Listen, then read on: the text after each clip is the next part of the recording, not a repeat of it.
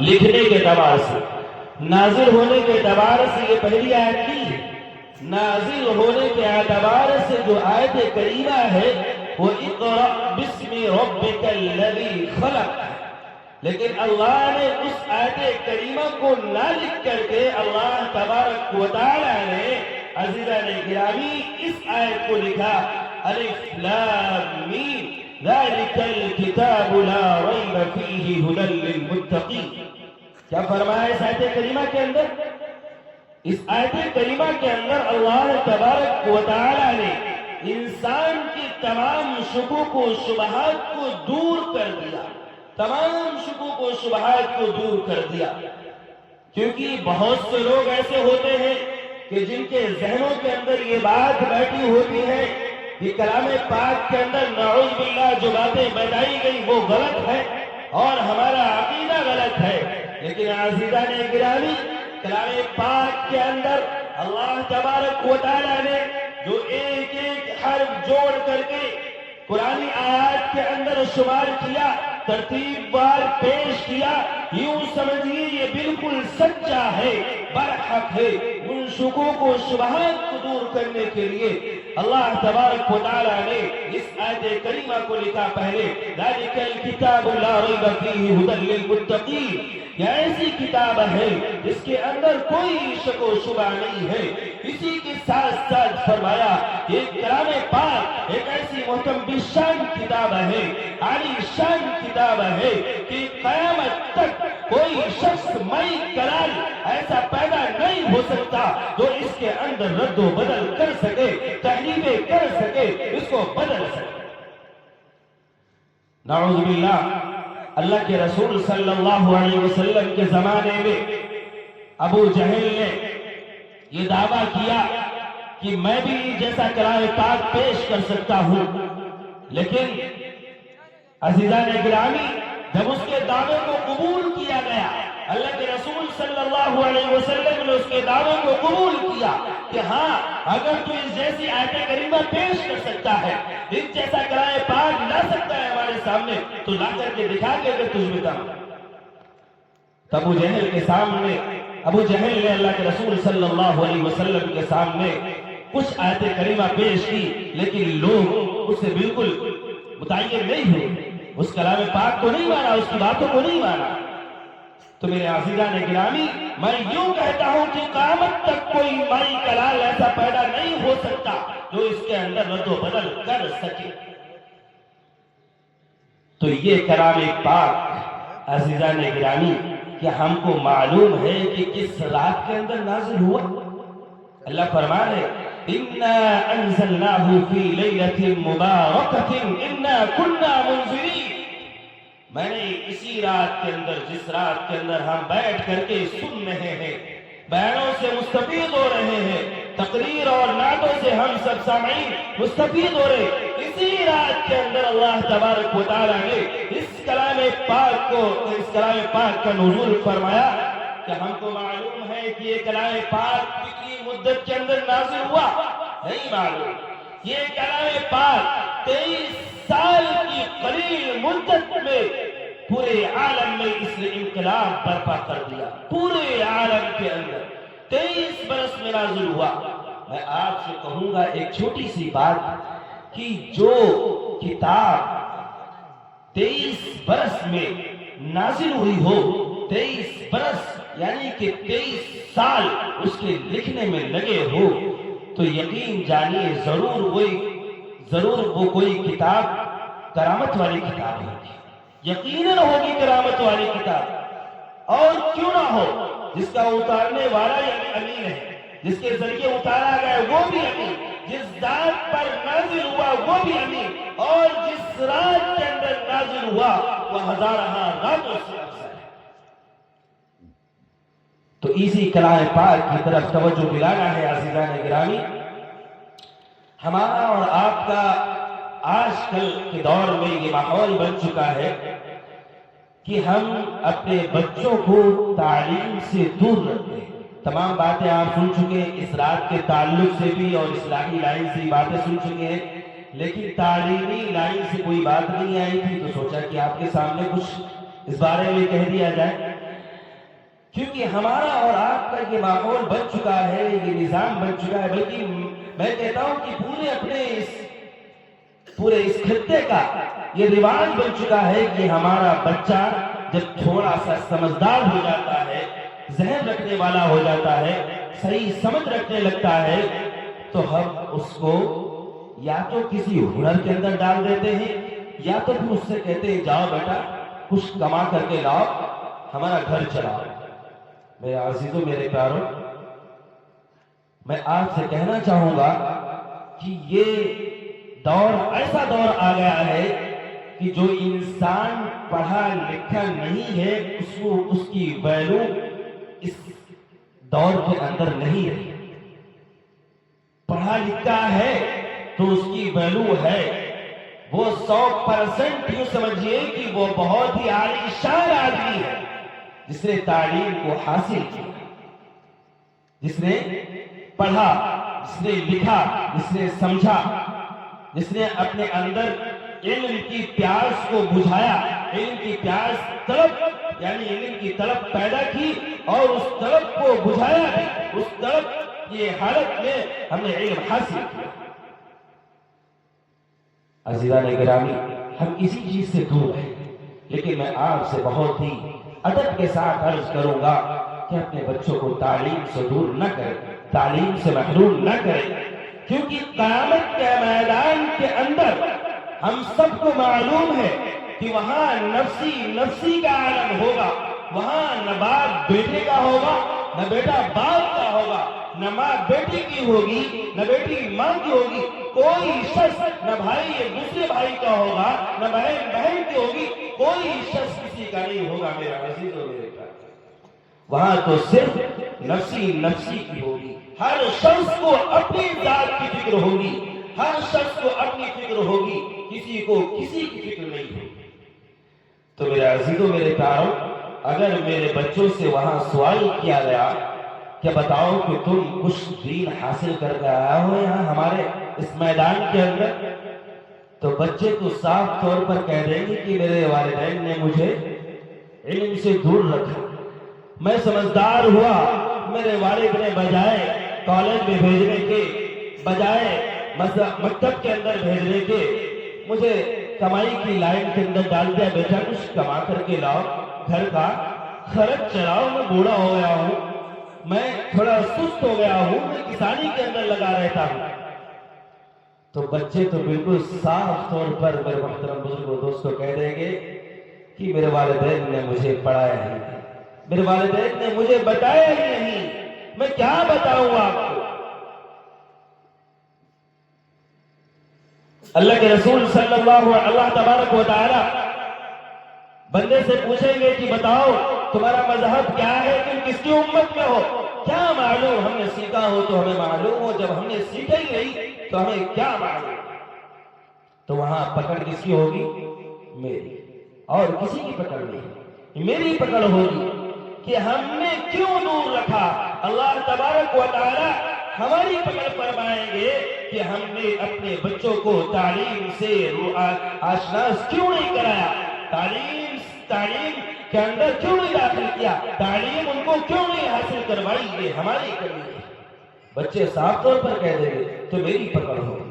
تو اپنی پکڑ سے بچنے کے لیے عزیزان گرامی، اپنے بچوں کو ان کی محنت پر ہم اتنا لگا دیں تاکہ وہ قیامت کے میدان کے اندر یہ نہ کہہ سکیں کہ میرے باپ نے مجھے تعلیم سے آشنا نہیں کروایا، تعلیم کے پہچان نہیں کروائی، تعلیم سے دور، یہ نہ کہہ سکیں۔ وہاں ہمارا حق یہ ہے کہ ہم ان کو تعلیم سے دور نہ کریں، تعلیمی لائن کے اندر لگائے رکھیں، کیونکہ یہ ہمارا حق ہے۔ اب وہ خود اگر پڑھنا نہیں چاہ رہے، خود تعلیمی لائن کے اندر نہیں جا رہے، تو اس میں ہماری پکڑ نہیں ہے۔ کیوں؟ ہمارا جو کام تھا وہ میں نے کرا۔ اب ان کا کام تھا، میں ان کی فیس ادا کر رہا تھا، میں ان کو مدارس کے اندر بھیج رہا تھا، میں نے دارالقامہ مدرسے کے اندر داخلہ کروایا، لیکن جب یہ پڑھنے نہیں چاہ رہے تو بھاگ آئے، تم کیا کریں؟ لیکن ہمارا جو حق ہے وہ مجھے ادا کرنا ہے، وہ مجھے ادا کرنا ہے۔ دوسری بات یہ ہے کہ یہ ہمارے علاقے کے اندر بھی ہے اور گاؤں اطراف کے اندر بھی تو پایا جاتا ہے، لیکن یہاں کا نہیں معلوم، میں آپ کو تو نہیں کہوں گا کہ ہم جب بچے کو اپنے مدرسے کے اندر مکتب کے اندر بھیجتے ہیں، تھوڑی سی چھوٹی سی مثال سنیے، کالج کی لائن کی طرف آئیے۔ اگر ہم اپنے بچوں کو کالج میں بھیجیں تو ہم باقاعدہ طور پر ٹفن کے ساتھ باقاعدہ ڈریس کے اندر ہم اپنے بچوں کو موٹر سائیکل سے اسکول تک چھوڑنے جائیں۔ کیا ہمیں کبھی توفیق ہوئی کہ ہم مدارس کے اندر اسی طرح ڈریس کے اندر صاف ستھرے کپڑے پہنا کر کے مدرسے کے اندر بھیجیں؟ کبھی توفیق نہیں ہے۔ کیوں؟ کالج کی اہمیت ہے، مدارس کی اہمیت نہیں ہے۔ حالانکہ ہم سب کو معلوم ہے یہ بات کہ جو قیامت کے میدان کے اندر جو تعلیم کام آئے گی وہ دین ہی کی لائن سے جو ہوگی وہی کام آئے گی، باقی کچھ کام نہیں آئے گا۔ ہم سب کو یہ بات معلوم ہے اور اچھی طرح سے معلوم ہے، ہم سنتے رہتے ہیں، لیکن کیا کبھی ہم نے اس چیز کی طرف نظر دوڑائی اپنی کہ اپنے بچوں کو جس طرح ہم ایک کالج کے اندر صاف ستھرا بنا کر کے بھیجتے اسی طرح مکتب کے اندر اور مدارس کے اندر ہی بھیجتے؟ نہیں۔ میرے محترم بزرگ و دوستو، جتنی اہمیت ہماری کالج کی ہے اس سے کئی زیادہ ہماری اندر، ہمارے ذہنوں کے اندر دینی تعلیم کی اہمیت ہونی چاہیے۔ کیوں؟ آگے چل کر کے جو بیڑا پار لگائے گی میرے عزیزوں، میرے پیاروں، یہی تعلیم ہے، اور نہ معلوم ہمیں ہمارا کون سا بچہ جنت کے راستے پر گیا۔ میرے محترم بزرگ و دوستو، میں نے یہ بات عرض کی تو تعلیم کی طرف، دوسری یہ ہے کہ نماز کی پابندی۔ دوسری بات ہے کہ نماز کی پابندی، نماز کی پابندی ہمارے لیے بہت ضروری ہے۔ اور یہ تو بابرکت رات چل رہی ہے، یہ تو ہمیں یہ سمجھ لیجیے کچھ تو جاگنا چاہ رہے ہوں گے، کچھ تو سونا چاہ رہے ہوں گے، لیکن جو جاگیں گے وہ اللہ کے فضل و کرم سے اللہ تبارک و تعالیٰ، اللہ کے رسول صلی اللہ علیہ وسلم نے جیسا کہ حدیث پاک کے اندر فرمایا کہ اللہ کے رسول صلی اللہ علیہ وسلم، اللہ تبارک و تعالیٰ اس رات کے اندر آسمان دنیا پر نازل ہوتے ہیں، اور جیسا کہ پہلے بیان کے اندر حضرت مولانا منیر حقی صاحب دامت برکاتہ العالیہ فرما رہے تھے کہ فرشتے آ کر کے اعلان کرتے ہیں، اللہ تبارک و تعالیٰ باقی خود اعلان کرتے ہیں کہ الا من مستغفر الا من مسترزق، کیا ہے کوئی مغفرت چاہنے والا، کیا ہے کوئی رزق کا متلاشی، میں اس کو رزق عطا کروں، کیا ہے کوئی عافیت چاہنے والا، میں اس کو عافیت عطا کروں۔ جیسا کہ پہلے بیان کے اندر ہم یہ بات سن چکے ہیں، تو جو حضرات جاگیں گے وہ اس سے مستفید ہوں گے، اس سے فائدہ اٹھائیں گے۔ لیکن بہرحال میں آپ سے تو یہی کہوں گا کہ آپ جاگنے کی کوشش کریں، جتنی رات جاگیں۔ دیکھو رات کے معنی میں یہ بات ہے کہ رات پوری جاگنا کوئی فرض نہیں ہے، کوئی واجب نہیں ہے، بس یہ ہے کہ ایک مستحب طریقہ ہے۔ یہ اگر ہم کریں گے تو ہم ثواب پائیں گے، روزہ رکھیں گے تو ثواب پائیں گے۔ اگر کوئی کہے فرض ہے واجب ہے تو یہ غلط ہے، فرض واجب نہیں ہے، بس یہ ہے کہ مستحب طریقہ ہے، یہ سنت طریقہ ہے۔ اللہ کے صلی اللہ علیہ وسلم یہ کام کیا کرتے تھے، اگر ہم کریں گے تو حدیث اللہ کے رسول صلی اللہ علیہ وسلم کی سنت پر عمل کرنے کا ثواب ملے گا۔ جیسا کہ حکیم اختر صاحب حکیم اختر صاحب رحمۃ اللہ علیہ نے ایک مشہور شعر کے اندر فرمایا، نقش قدم نبی کہیں جنت کے راستے، نقش قدم نبی کہیں جنت کے راستے، اللہ سے ملاتے ہیں سنت کے راستے۔ اگر ہم سنت پر عمل کریں گے تو میرے عزیزو اللہ تبارک و تعالیٰ کی طرف ہم ضرور اور آگے بڑھیں گے۔ اور اللہ نے یہ بات کہہ رکھی ہے کہ جو بندہ ہماری طرف ایک ہاتھ بڑھتا ہے میں اس کی طرف 10 ہاتھ بڑھتا ہوں، اور جو 10 ہاتھ بڑھتا ہے میں اس کی طرف 70 ہاتھ بڑھتا ہوں۔ اللہ تبارک و تعالیٰ اپنے بندے سے 70 گنا زیادہ، ایک ماں جتنی اپنے بچے سے محبت کرتی ہے نا اس سے کئی زیادہ بلکہ 70 گنا زیادہ اللہ تبارک و تعالیٰ اپنے بندے سے محبت فرماتے ہیں۔ لیکن بندہ میرا عزیزو میرے پیارو، ہم بھی جانتے ہیں اور آپ بھی جانتے ہیں کتنی لاہوبالی کے اندر ہے۔ اب جب اللہ تبارک و تعالیٰ یہ کہہ رہے ہیں کہ اگر وہ ہماری طرف 10 ہاتھ بڑھے میں 70 ہاتھ بڑھوں گا تو اس کا کچھ تو ہمیں ادا ہی کرنا ہے، کم سے کم تہجد وغیرہ پڑھ کر کے پھر سحری کھا کر کے فجر نماز پڑھ کے کہ آرام سے سکون سے سو جائے، کوئی دقت کی والی بات نہیں ہے۔ اور یہاں پر سوال یہ پیدا ہوتا ہے کہ ہم کسان ہیں، ہمیں تو صبح جانا ہے کھیت پر، دیکھنا ہے کہاں لگاؤ آیا کہاں گائے آئی، یہ بھی دیکھنا ہے نا، یہ بھی ضروری ہے۔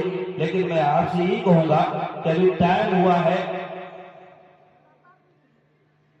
11:26۔ میں 10-5 منٹ کے اندر اپنی بات ختم کر رہا ہوں۔ میں آپ سے یہی کہوں گا آپ جا کر کے 2 گھنٹے آرام سے سوئیں اور اس کے بعد جاگ جائیں 3 بجے جا کر کے اللہ 3 بجے مسجد میں آ کر کے عبادت کرے اور خود تلاوت کرے، اذکار پڑھے۔ جن کو تلاوت نہیں آتی ہے بہتر ہے کہ وہ اپنی تسبیح کرتے رہے، کوئی ضرور نہیں ہے کہ ہمیں کلام پاک پڑھنا نہیں آتا، ہم تو کوئی ذکر نہیں کرتے، ہمیں سبحان اللہ آتا ہے تو ہم سبحان اللہ کہہ سکتے ہیں۔ ہمارے وہ بھائی بالکل مایوس نہ ہو جنہیں کچھ نہیں آتا ہے، میں تو یہ کہتا ہوں، بلکہ میں نے مسائل پڑھے ہیں کہ جس بندے کو کچھ بھی نہیں آتا ہے اور نماز پڑھنے آتا ہے، نماز کی حالت میں اس کے لیے اس بات کی اجازت دی گئی ہے کہ وہ صرف سبحان اللہ سبحان اللہ سبحان اللہ ہر جگہ کہتا ہے، کچھ نہیں اگر آتا، لیکن یہ ہے کہ وہ پابندی سے پڑھتا رہے اور سیکھنے کی کوشش کرتا رہے۔ جتنا ہمیں آ جائے اتنا ہم پڑھتے جائیں، جتنا ہمیں نہیں آ رہا ہے وہاں اس جگہ سبحان اللہ کہتے رہے، الحمدللہ کہتے رہے، جو ہمیں آتا ہے وہ کہتے رہے، جو تسبیح آتی ہے وہ تسبیح کہتے رہے۔ ہمارے وہ بھائی یہاں پر مایوس ہو جاتے ہیں جو بیچارے پڑھے لکھے نہیں ہیں، جو ان پڑھ ہیں، بالکل کچھ جانتے نہیں ہیں، انہیں مایوس ہونے کی ضرورت نہیں ہے۔ آپ آئیے مسجد کے اندر آئیے، امام صاحب سے پوچھیے کہ ہمیں آج کیا پڑھنا ہے، سبحان اللہ بھی نہیں یاد رہے، آپ امام صاحب سے پوچھ لیجیے کہ امام صاحب یہ تسبیح ہماری ہے، سب بتا دیجیے ہمیں کیا پڑھنا ہے۔ امام صاحب بتا دیں گے سبحان اللہ پڑھتے رہیے، سبحان اللہ پڑھتے رہیے۔ اب سبحان اللہ ہم پڑھتے رہے، سبحان اللہ کہنے میں کتنا ثواب ملے گا معلوم ہے؟ سبحان اللہ کے اندر تقریباً 7 حرف ہے، اور 7 حرف ہم یہ ادا کریں گے تو 70 نیکیاں ہمارے نام اعمال کے اندر داخل ہوئی۔ ایک مرتبہ کہنے پر کتنا بڑا ثواب ہے، کتنا؟ 70 نیکیاں۔ تو 70 نیکیاں معمولی ہیں، اس نیکی کی قیمت ہمیں کہاں معلوم چلے گی؟ قیامت کے میدان کے اندر معلوم چلے گی اس نیکی کی اہمیت۔ ایک واقعہ سنا کر کے میں آپ کے سامنے اپنی بات ختم کروں۔ ایک واقعہ لکھا ہوا ہے کہ اللہ تبارک و تعالیٰ کے سامنے جب نام اعمال کی ترازو قائم کی جائے گی تو اس وقت ایک شخص ہوگا، وہ آئے گا، اللہ تبارک و تعالیٰ اس کا حساب لیں گے اور اس کا جہنم میں جانے کا اعلان کر دیں گے۔ کہاں؟ جہنم میں جانے کا اعلان کر دیں گے۔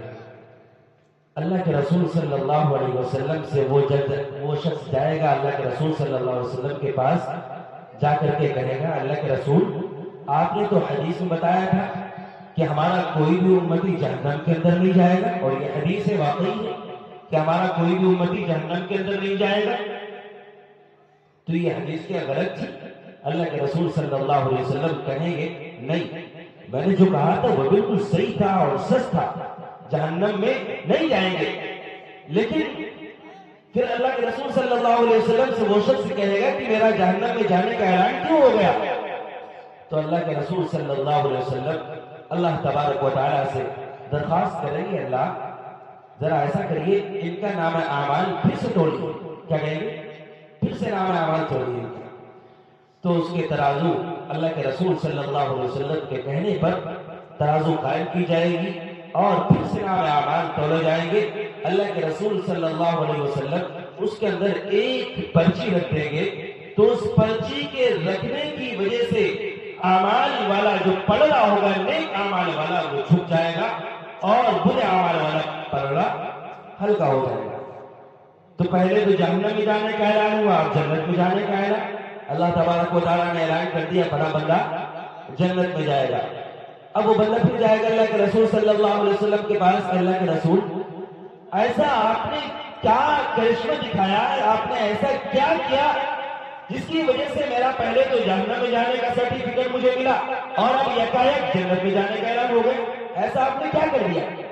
اللہ کے رسول صلی اللہ علیہ وسلم فرمائیں گے اس میں میرا کوئی دخل نہیں ہے، میرا کوئی کمال نہیں ہے، اس میں صرف اور صرف تمہاری کمال ہے۔ وہ کہے گا اللہ کے رسول میں نے تو پوری زندگی اپنی گناہوں کے اندر گزار دی، جیسا کہ پہلے جہنم میں جانے کا اعلان ہوا تھا وہ بالکل صحیح تھا۔ تو اللہ کے رسول صلی اللہ وہ کہے گا کہ اللہ کے رسول آپ مجھے یہ بتا دیجیے کہ اس پرچی کے اندر آپ نے لکھا کیا؟ وہ بندہ بار بار درخواست کرے گا، اللہ کے رسول کہیں گے وہ ہمارا اور اللہ کا معاملہ ہے، آپ مت پڑھیے بیچ میں۔ وہ کہے گا نہیں آپ بتائیے۔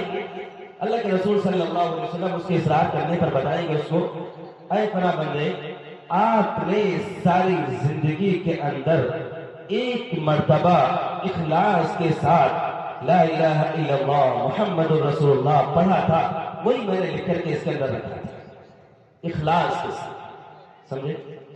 تو اخلاص کے ساتھ جو ہم عبادت کریں گے وہ ضرور قابل قبول ہوگی۔ ہم اس مایوسی کا شکار بالکل نہ بنے کہ ہماری یہ عبادت قبول ہوگی یا نہیں ہوگی۔ یوں عبادت کی قبول ہونے کی علامت سب سے بڑی یہی ہے کہ اگر یوں سمجھیے کہ ایک مرتبہ ہم نے سبحان اللہ کہا اور اگلی مرتبہ سبحان اللہ کہنے کا ہمیں موقع مل گیا تو یوں سمجھیے پچھلا ہمارا قبول ہو گیا، اسی لیے تو اگلا ہمیں ملا۔ تو بہرحال وقت کافی ہو چکا ہے، میں اپنی باتوں کو انہی چند گزارشات پر مکمل کرتا ہوں۔ دعا فرمائے کہ اللہ تبارک و تعالی جو باتیں بتائی گئی اللہ ہم کو اور آپ سب کو اس پر عمل کرنے کی توفیق عطا فرمائے۔ وآخر دعوانا ان الحمد للہ رب العالمین۔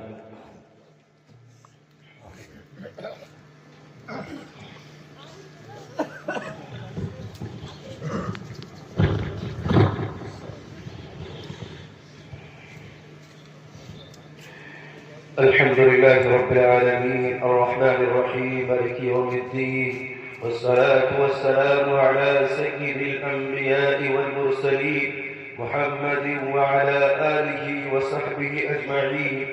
ربنا آتنا في الدنيا حسنة وفي الآخرة حسنة وقنا عذاب النار. ربنا ظلمنا أنفسنا وإن لم تغفر لنا وترحمنا لنكونن من الخاسرين. ربنا ظلمنا أنفسنا وإن لم تغفر لنا وترحمنا لنكونن من الخاسرين. ربنا هب لنا من أزواجنا وذرياتنا قرة أعين واجعلنا للمتقين إماما. ربنا هب لنا من أزواجنا وذرياتنا قرة أعين واجعلنا للمتقين إماما. رب ارحمهما كما ربياني صغيرا. رب ارحمهما كما ربياني صغيرا.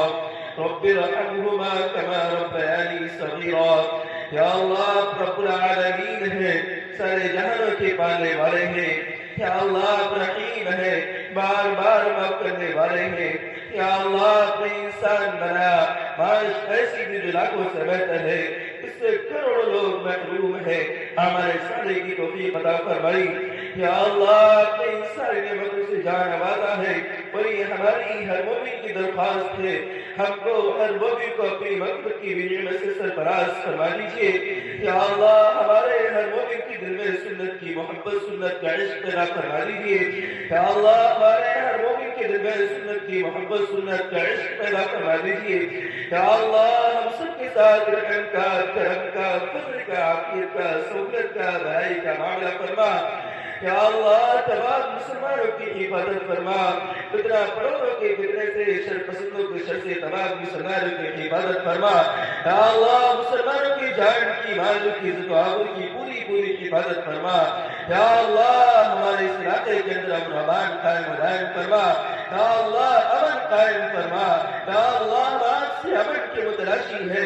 یا اللہ ہم سارے کے سارے لوگ امن چاہتے ہیں. یا اللہ ہم سب کو امن نصیب فرما. یا اللہ ہم سب کو امن نصیب فرما.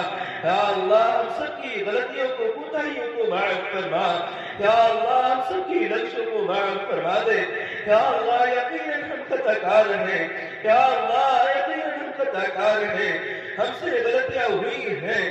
یا اللہ انسان تو غلطیوں کا پتلا ہے، انسان سے غلطیاں ہوئی جاتی ہیں، اور آپ نے وعدہ فرمایا ہے کہ ہمارا بندہ جس سے بھی غلطی ہو، لیکن جو ہمارے سامنے اپنے ہاتھ اٹھاتا ہے، ہمارے سامنے شرمندگی محسوس کرتا ہے، ہمارے سامنے اپنے ہاتھ پھیلاتا ہے، تو ہم اس کے ہاتھ کو کھلائے گا نہیں کرتے، اس کے ہاتھوں کو خالی نہیں چھوڑتے. یا اللہ ہم سارے کے سارے آپ کے سامنے مغفرت کی بھیک مانگ رہے، معافی کی بھیک مانگ رہے. یا اللہ ہم سب کو معاف فرما دے، ہم سب کی غلطیوں کو، کوتاہیوں کو معاف فرما دے. یا اللہ ہم سب کی غلطیوں کو، کوتاہیوں کو معاف فرما دے. یا اللہ آج کے حاضرین ہیں، ان کے دلوں میں جو بھی جائز مقاصد ہو، یا اللہ اس کے اندر کامیابی عطا فرما. یا اللہ پھر یہ رات بھی بابرکت رات ہے. یا اللہ یہ سال میں ایک مرتبہ ایسی رات ہم سب کو ملتی ہے. یا اللہ یہ ایسی بابرکت رات ہے جس کے اندر آپ نے اپنی بابرکت کتاب کلام پاک کو نازل فرمایا. ظاہر سی بات ہے اس رات کے اندر آپ نے کلام پاک کو نازل فرمایا، اہمیت ہے کہ رات اہمیت والی ہے، کہ رات عبادت والی ہے۔ یا اللہ ہم سب کو اس رات کی اہمیت، یا اللہ اس رات کو ہم سب کو عبادت کے ساتھ گزارنے کی توفیق عطا فرما۔ یا اللہ اس رات کی اہمیت کو ہم سب کو سمجھنے کی توفیق عطا فرما۔ یا اللہ اس رات کی دوپہر میں ہم سب کی غلطیوں کو معاف فرما دے۔ یا اللہ آپ نے وعدہ کیا ہے کہ جو بندہ اس رات کے اندر رزق کا متلاشی ہوتا ہے ہم اس کو رزق عطا کرتے ہیں۔ یا اللہ آپ نے وعدہ کیا ہے، یا اللہ آپ نے وعدہ کیا ہے کہ اس رات کے اندر ہم لوگوں کے نام اعمال لکھا کرتے ہیں، آنے والے سال کے لوگوں کے اعمال لکھا کرتے ہیں۔ یا اللہ ہم سب کی آج سے درخواست ہے کہ اسی سال جو آج اس رات کے اندر ہم سب کے اعمال نامے لکھیں گے، ہم سب کی رجسٹر تیار کریں گے۔ یا اللہ اسی رجسٹر کے اندر، اسی رات کے اندر ہم سب کے دلوں میں، یا اللہ ہم سب کے نصیب میں مدینہ کی حاضری بھی لکھ دے۔ یا اللہ مدینہ کی حاضری نصیب فرما دے۔ یا اللہ بہت دلوں سے خواہش ہے، بہت دلوں سے چاہتے ہیں، ہر ایک کے دل میں جذبہ ہوتا ہے، ہر ایک کے دل میں شوق ہوتا ہے، لیکن یا اللہ کچھ وسعت کی وجہ سے، تنگیوں کی وجہ سے نہیں پہنچ پاتے ہیں۔ یا اللہ لیکن آپ اگر حاضری لکھ دیں گے، آپ اگر حاضری ہماری